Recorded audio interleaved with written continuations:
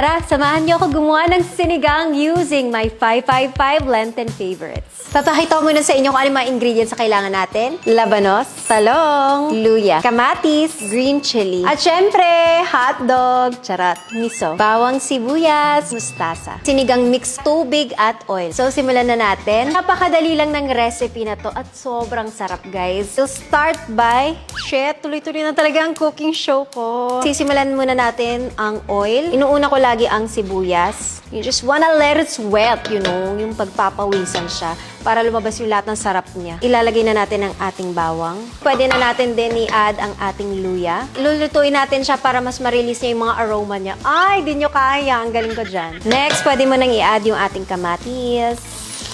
Labanos, kasi medyo matagal itong maluto, kaya pwede ko na siya isama. Lalagyan ko ng konting tubig para hindi lang siya masunog.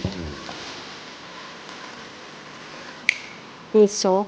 Depende sa'yo, kung mahilig ka sa miso, di dagdagan mo. Ako gagamitin ko kalahati. Sarap! Then, dadagdagan nyo na lang siya ng water. And then, sinigang mix. Depende kung gaano kaasim ang bet nyo.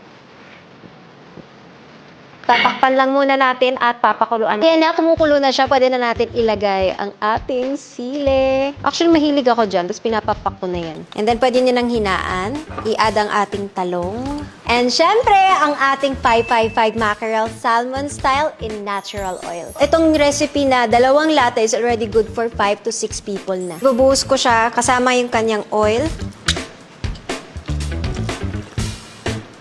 Ala, so sobrang laki. Tignan niyo kung gaano kalaki.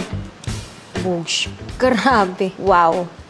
Pinapakita ko lang kung gaano kalaki. At syempre, gaano kasiksik talaga ang 555. And napaka-masustansya na nito. Kasi may mga gulay, may isda ka na, at may sabaw ka pa. Lalagay lang ako ng konting patis. Tapos, isisimmer natin siya ng 3 minutes. Susubukan muna natin kung ano yung lasa niya. Dagdag lang ako ng konti patis para may alat.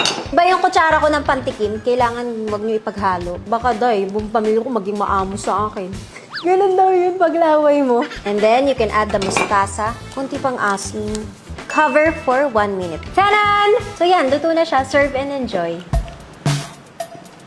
Click the link to check out and enjoy the special limited edition bundle. Kain na tayo. Yung ating kapatid yan. Ako naman yung diet ata. Tingnan nyo naman gaano kalaki, oh.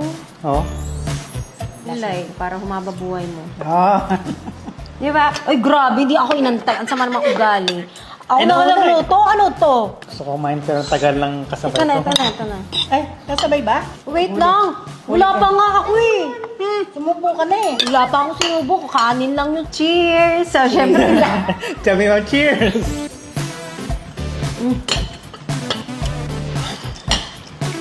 sarap. Alam mo kasi gutom na gutom si Ashley. Kuha ka ng kanin, ito na maghiya. Ah. Charot lang. Sobrang favorite ko yung gantong sinigang na 555 mackerel kasi hindi ako magaling sa tinik. Ako din. Ito, kahit kainin mo yung tinik, walang problema. Pwede ka mag-asawa. Talaga. Nasa edad na ako eh. Nasa PBB ba? Kakat ko yun, ma. Oo, si kuya, asawahin ko. Nakita mo na siya? Hindi pa. Pero dapat first sight kami.